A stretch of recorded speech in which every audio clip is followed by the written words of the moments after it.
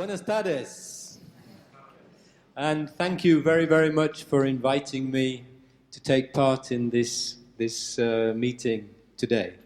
It's very exciting for me to come and see you all again in Madrid, to see the people that I know and to say hello to the people that I don't know.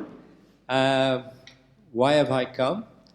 It's because I'm very, very interested to meet those of you who have been to CERN already and to talk to you and listen to you, to find out what you have been doing and what you might like to do. And for those of you who've not been to CERN, to invite you to come. Okay? I hope that you will join us. We're not going to translate what I'm saying, so I'll try to speak very slowly and very clearly, but if you don't understand something, just say, hey, hey, say it again, please, and Javier will say it in Spanish, okay? So what I'm going to do, not going to take very long, what I'm going to do is just review some of the things that you know already about why on earth does CERN want teachers to come to CERN? Why? And then I will add some things at the end, some of my own ideas, some proposals of what we could do in addition, okay? Some thoughts. And what I'd really like to know is what are your ideas about what we could do in addition, or what you might like us to do, okay? So you've probably seen quite a lot of this, but it's good that you see it again, because it contains some very important messages for you guys. So what I've titled it CERN-Spain Education Collaboration, because Spain is bigger than Madrid. Madrid has been leading this collaboration, but other places in Spain have been participating as well. So if this gets published anywhere, I would like them to feel part of it, okay? So the idea is to inspire the next generation of scientists. And that's one of CERN's strategic missions. You all remember what the strategic missions of CERN are. There are 4 strategic missions of CERN. Can you remember the strategic missions, tasks of CERN? You didn't expect me to ask you questions, did you? But you should have realized that I would, because I always do. Who can remember what are the strategic missions of CERN? By the way, this morning I talked to a bunch of very interesting students at a very nice school, not far from here, and that was a really, really interesting thing to do. If I come back again, I'd like to talk to more students. Maybe you could put them all together in a big room and we could do it again. That's one thing that we can think of doing. Okay? What are the strategic missions of CERN? Don't be frightened. I know you know. 1.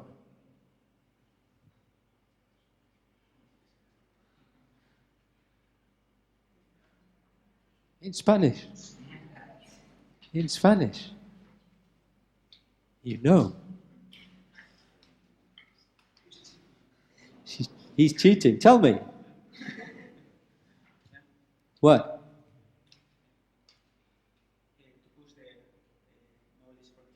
Yeah, do fundamental research in particle physics. Bravo, okay? That's 1. What's another one?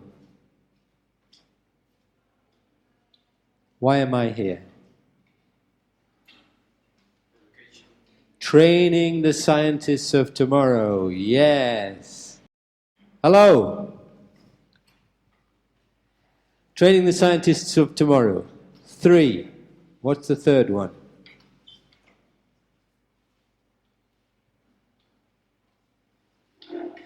It's connected with doing the fundamental research. Yeah, it is developing the technology to do the fundamental research and transferring that knowledge and that technology to the outside world. Example, something you use all the time, World Wide Web. Something that I hope you don't use in the near future, medical applications of particle physics, cancer therapy, medical imaging.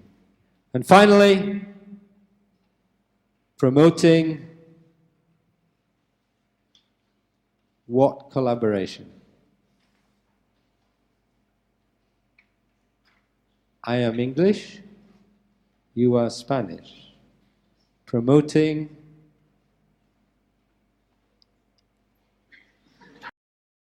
international collaboration, that's right. So, what I'm doing here today is trying to help with the third, which is training the scientists of tomorrow. This is a very fundamental mission of CERN. When I first started at CERN, there was no visit service, there was no teacher program, we didn't invite people to come. Paco's trying to sabotage my talk here. Oh, he's got his camera, good.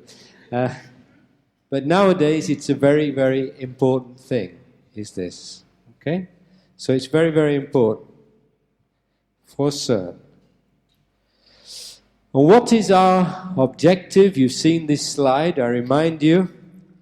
When I was little, I went to school, I talked to my teacher had been to university, my teacher maybe knew about places like CERN, European Space Agency, etc., except the European Space Agency didn't exist then. But I didn't. Nobody told me. Okay? So what we want is to put everybody in contact with everybody else. So this is our model. We want to invite teachers to come to CERN. We want to invite students to come to CERN. We want to go to you, like I'm going to you today.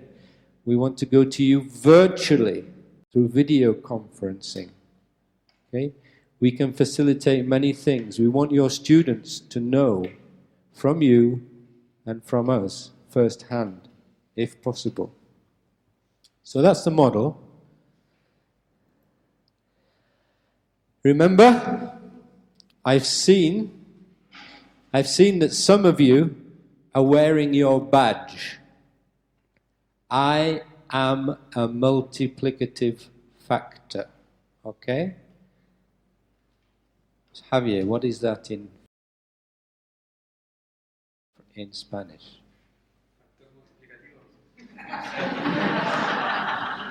So, yo soy un factor multiplicativo. Okay. You. Remember, you have this badge. If I talk to you, I'm talking to 100 young people, maybe more. If I talk to 1,000 teachers, which I do every year, more, over 10 years, it's 1 million young people. And by the way, I think I've told some of you, I've had to change that number because in July this year, in our international program, we had 51 teachers from 29 different countries, including a lady from Iran, including 2 teachers from Uganda, 2 teachers from Kenya, teachers from Rwanda, all mixed up with teachers from Spain, from Portugal, from Canada, from Australia, Japan, Thailand. And I asked the teachers from Africa, how many students do they have in a science class?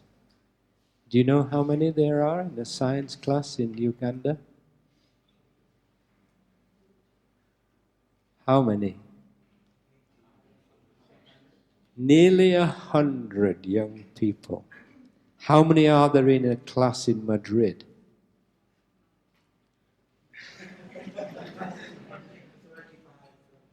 35?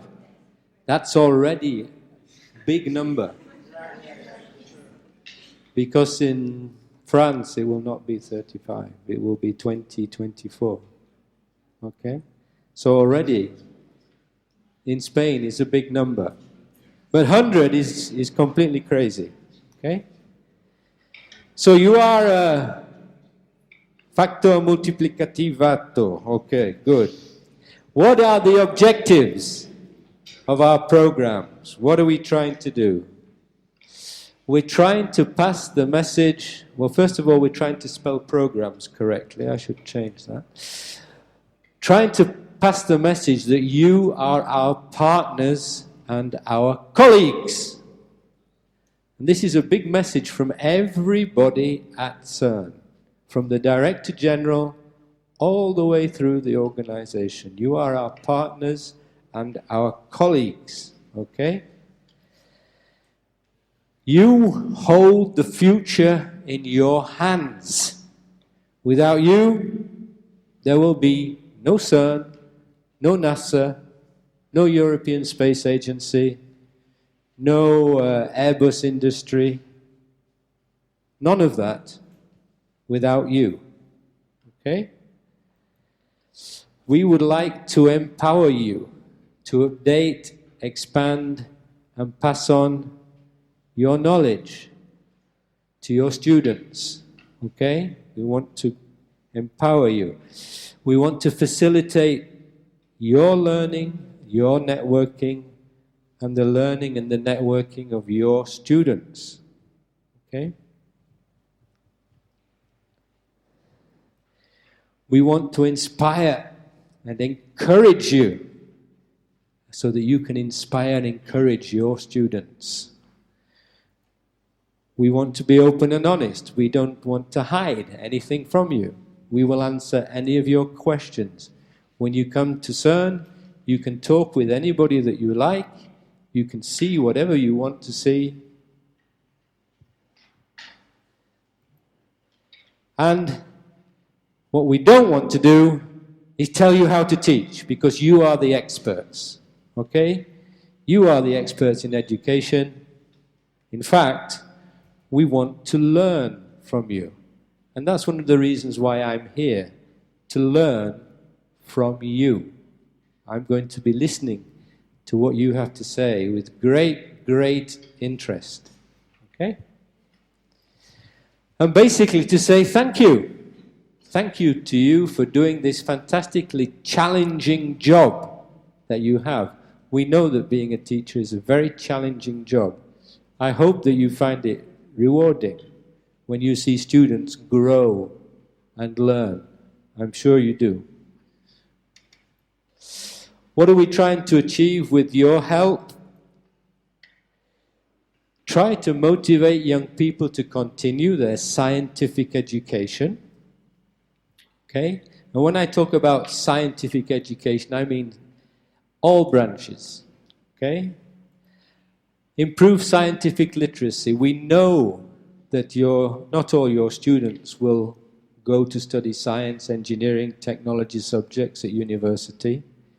But we would like all of them to understand a little bit of how science works. Okay? They are going to be citizens of the world. They're going to have to vote. And usually evidence-based decisions are better than ones taken by... Okay? We want to instill a feeling of mystery and discovery potential in them, motivate them to study science and engineering at universities. We want to help you to prepare the future generation of scientists and engineers, and we want to pass the message that science is alive. I don't know what's in the curriculum in Spain, but in some countries physics stops at the beginning of the last century. I hope it doesn't in Spain. I think it doesn't. So you've seen this, some of you. This is a metaphor. This is how a scientist, a researcher at CERN, views science. He's climbed to the top of the scientific mountain. He can look across, he or she can look across this this landscape and gets a fantastic view. How do school students view science? Some of you know. You all know that some of them very often see a very steep and difficult climb. And when they start to climb, their potential energy often translates into kinetic energy, and they say, "What am I doing here?" and they give up.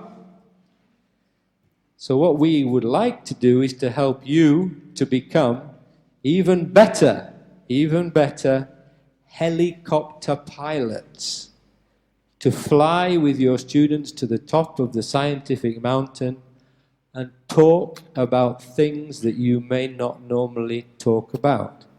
Not in great detail, but enough for them to be curious and want to know more.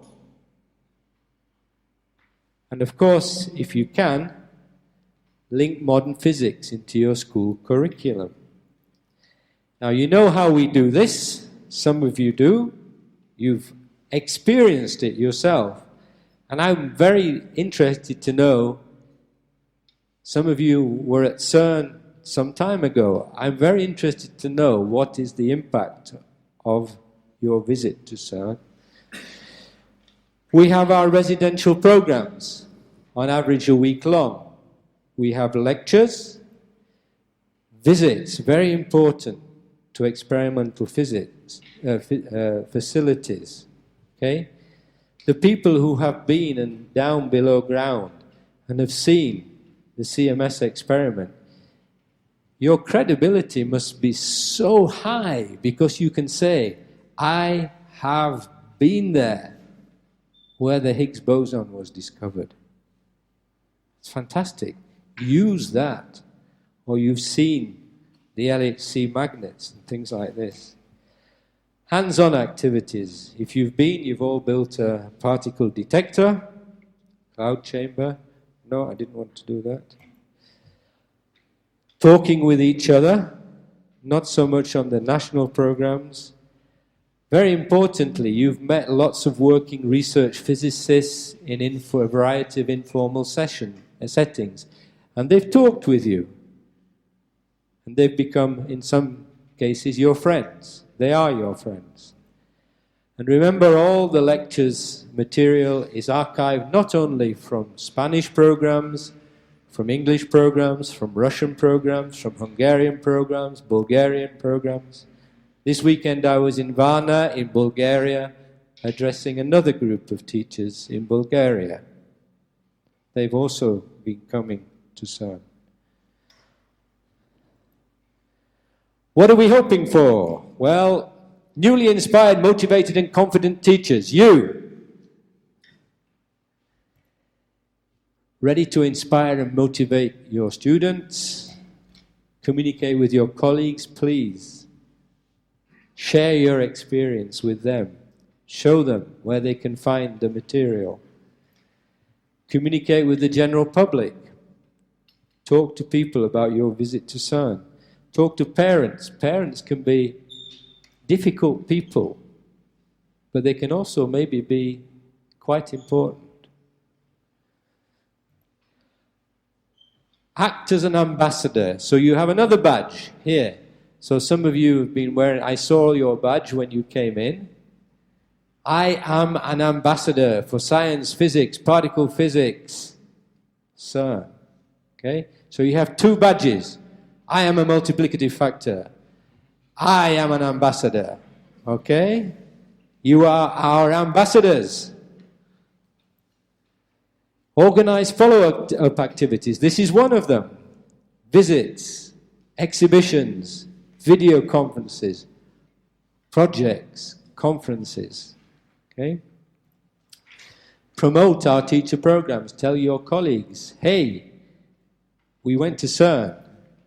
And if you thought it was useful and interesting, say, go if you can.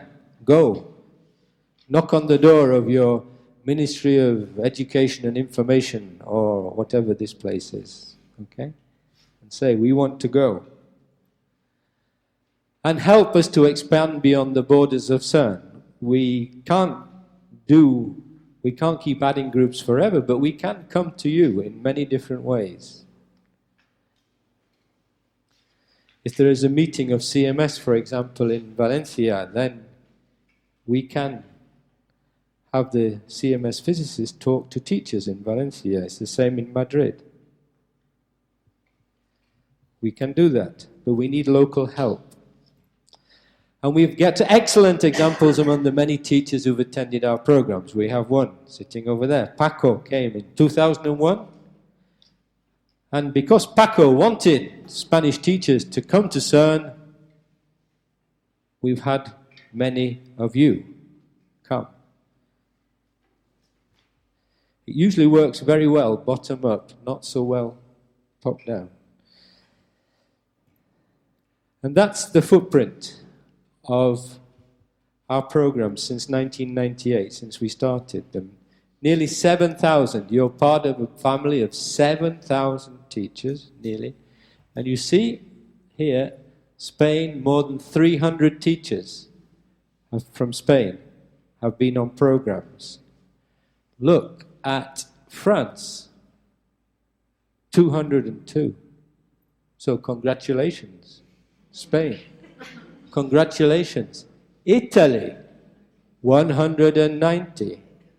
Actually, there were 39 not so long ago, so they have jumped up a little bit. Even Germany, not so many for Germany. UK a lot. That might be because I'm from England, but also the UK. There's a lot of support and money for teacher training in the UK. Okay? But you've got a very creditable score. Okay? 309. And as you can see, the teachers really do come from all over the world. We have more teachers from Africa than there are participants in the CERN program, scientists from Africa. Now remember, I hope that you tell your students this. These are 3 thoughts that I always tell teachers who come to CERN, no matter what their nationality. Arthur C. Clarke, author of 2001, A Space Odyssey, said that if a distinguished but elderly scientist tells you that something is possible, he's very probably right. If he tells you it's impossible, he's very probably wrong. What does that mean for your students? It means tell them that they shouldn't believe everything that they hear. Okay, they should challenge. That's the way you make progress. Álvaro de Rújula, famous Spanish theoretician, says there are 3 qualities required to be a good researcher. First is that it pays not to know very much or too much, because then your head is full of preconceived ideas. You should challenge, be prepared to challenge what you do know. And thirdly, all the best research is done by the youngest people. So when I meet groups of students from Spain, from the UK, from France, from anywhere, I always tell them, I don't think you know too much yet. I hope you challenge what you do know, and you're very young. So you have all the qualities to be a good researcher. Okay? And we always say that we don't know everything. Nobody knows everything. And there's so much that we don't know, and they can help find out the answers. Second, the only way of discovering the limits of the possible is to venture past into the impossible. What does that mean? When they were building the CMS experiment 20-odd years ago, when they first thought about it, they sat down in the restaurant at CERN, they took out a napkin and they started drawing. Much of the technology that now is implemented at CMS did not exist in the late 1980s. It had to be invented. So they said, can we do it? We don't know. We're going to try. And they did. So you have to have this pioneering spirit, you see?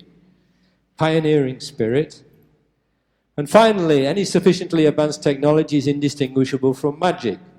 So that means when you go around CERN, you might be forgiven for saying it looks a bit like magic. You are all professional physicists, you know it's not magic.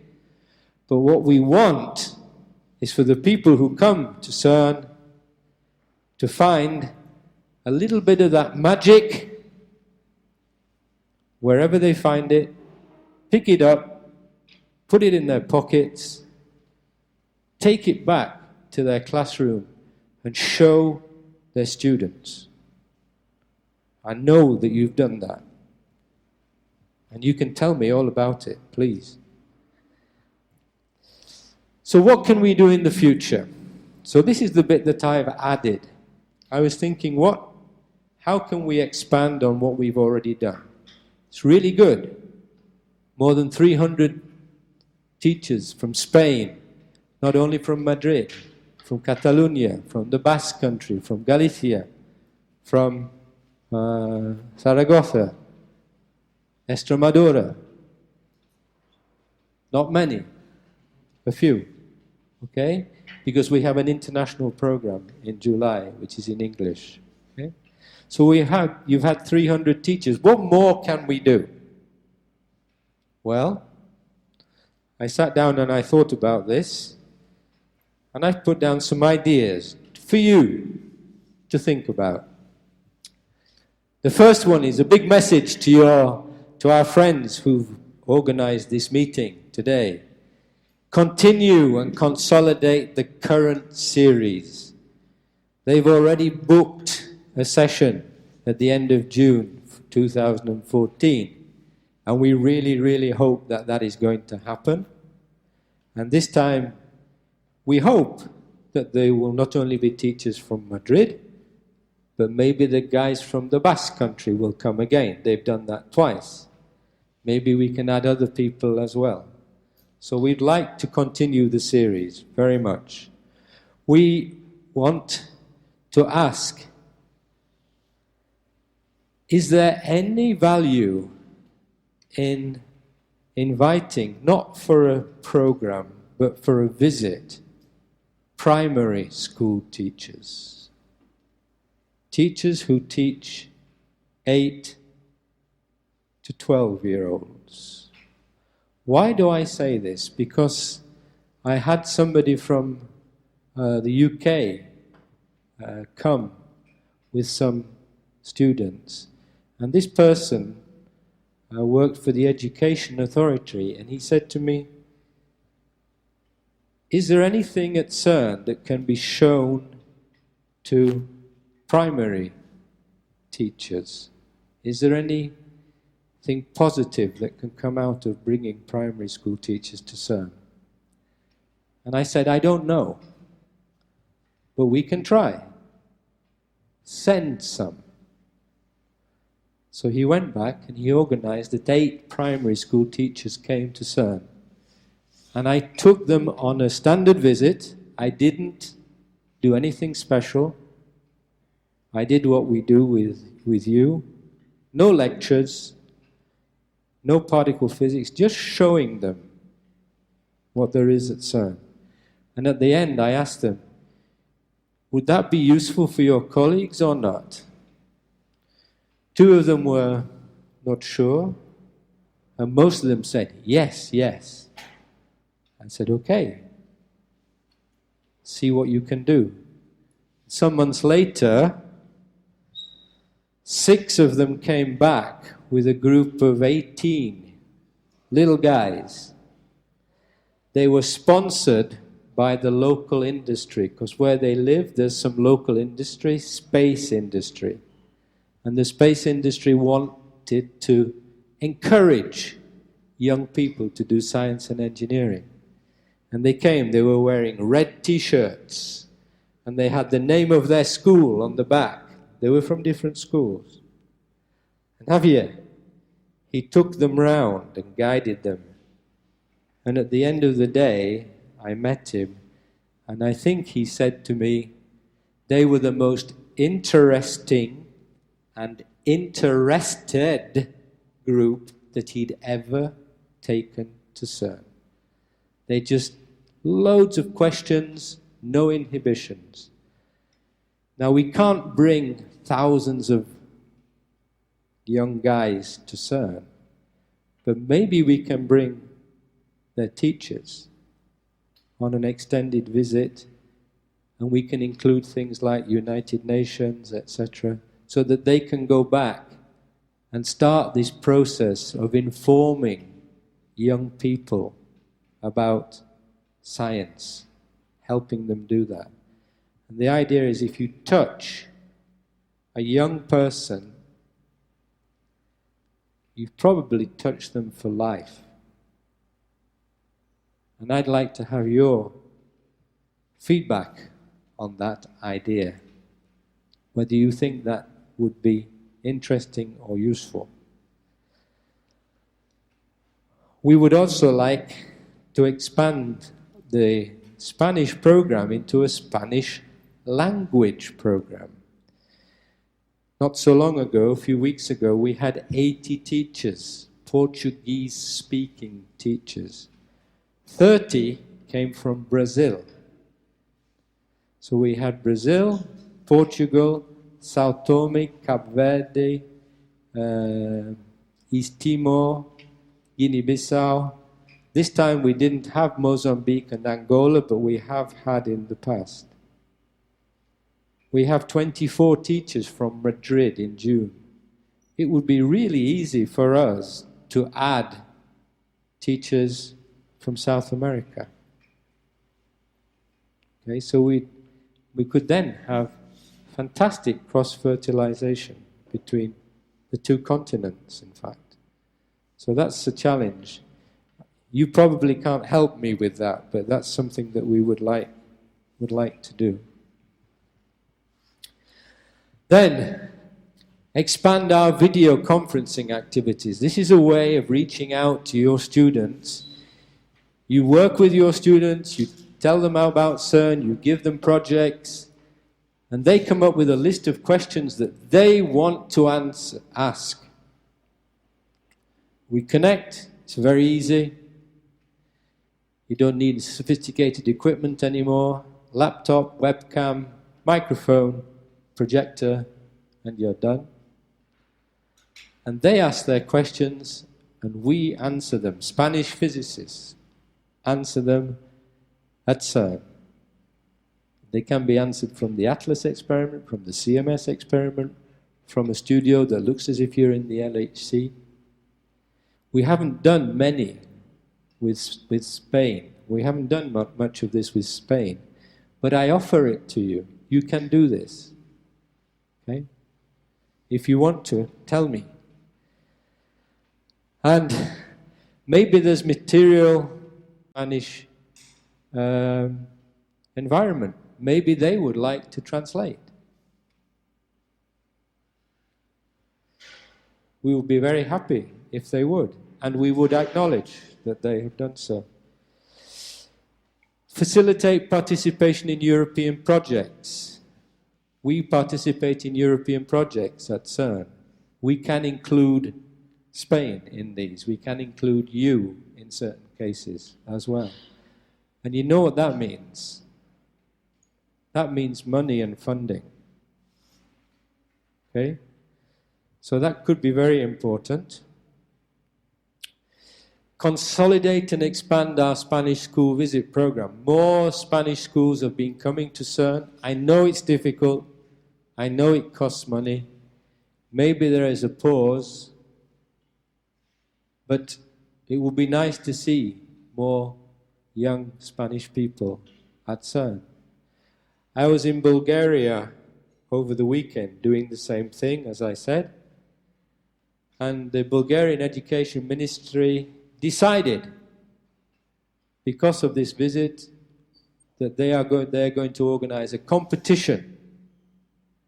And the 50 winners of the competition will be sent to CERN on an extended visit. Okay?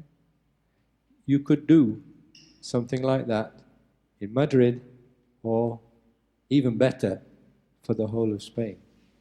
And we would be very happy to support that. Okay? Recently there was a successful tour of the CERN mini exhibition in CERN. I don't know how many people attended, but it's in the tens of thousands who attended this mini exhibition. We have a new exhibition which has been developed by maybe a guy that you met, some of you, when you were at CERN, Mickey Storr.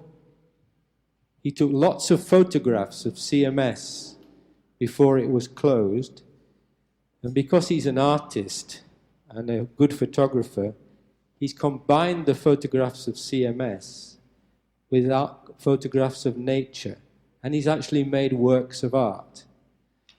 Now, why would you want to do this, and why would you want to have an exhibition, an art science exhibition? It's because in any population, there are people here who are very interested in science, and so if you put on an exhibition, they will come. They'll be very excited to come. There are people here who will never come. But there's a whole bunch of people in the middle who don't know. And maybe if you say this is an art exhibition, you get them through the door, and when you have them through the door, you can then inspire and interest them in the science. And this art at CMS is actually focused on workshops that the kids do, the students do, focusing on CMS and art at CMS. And you can incorporate master classes as well with that. So this is a completely new thing, and it could happen in Spain if you want it to. And finally, your ideas. I'm interested in your ideas of what you would like in addition to what you've already had from CERN. So I'm here to listen. And what I'm trying to do is to build on this successful collaboration, more than 300 teachers and lots of students, with our Spanish partners, national, regional, local authorities, CIMAT, universities, teacher associations. In Galicia, the programs are organized through Physics Teacher Association. I don't know whether you have one in Madrid. And of course, you and your students, okay? So big thank you to all of these people who've made all of this possible. Because without you, it wouldn't have taken place. And without these people, it wouldn't have taken place. I'd like to leave you with one thought now. It's the end of my presentation. Not so long ago, I was invited to take Kofi Annan round CERN. Okay, I take lots of VIPs. I took around Buzz Aldrin, the astronaut, little guy, came in his Apollo jacket and his Apollo tie, very proud. He was excited to come to CERN. But I took around Buzz Aldrin, Kofi Annan. What's the first question that I ask myself when I'm going to take a VIP round CERN? What's the first question that I ask myself? What would you ask yourself? I know what you would ask yourself. Tell me what you would ask yourself. Kofi Annan, Secretary General of the United Nations,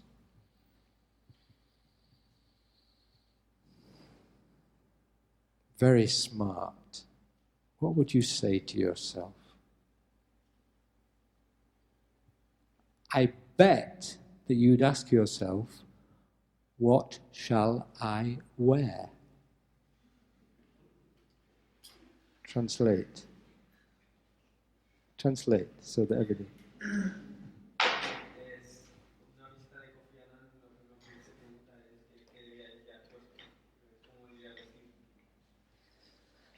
So what was the question that I asked myself? I asked, what shall I wear?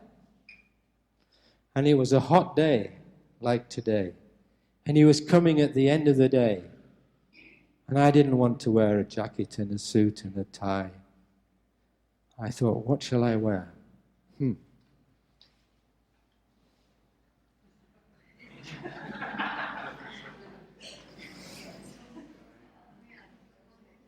Okay? Don't get worried, okay?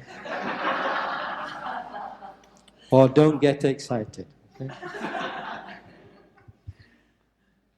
So I decided to wear one of the CERN t-shirts. Does anybody know what this is? It's the diagram that Tim Berners-Lee, the inventor of the World Wide Web, put on the front of his project proposal in 1989. And he submitted his project proposal to his supervisor, a guy called Mike Sendall. He took it home and he read it. And he wrote 3 words on top of the paper.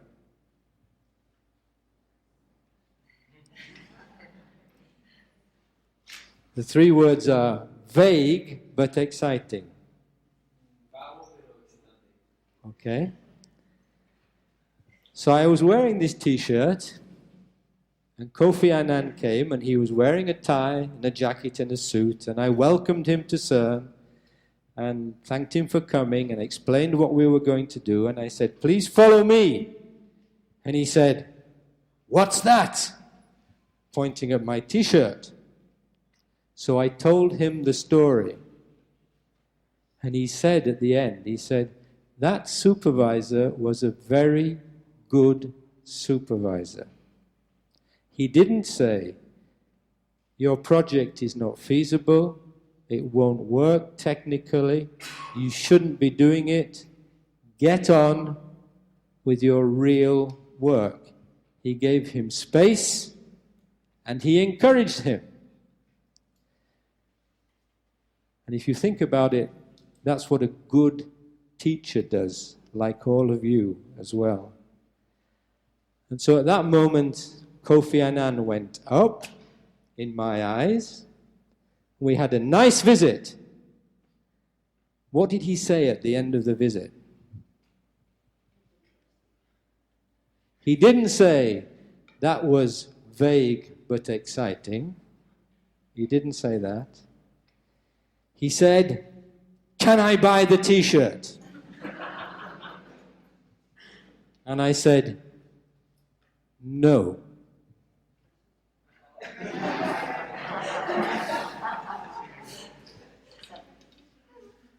I will give you one. And we gave him the t-shirt, and I hope that he wears it and he tells this story wherever he goes in the world.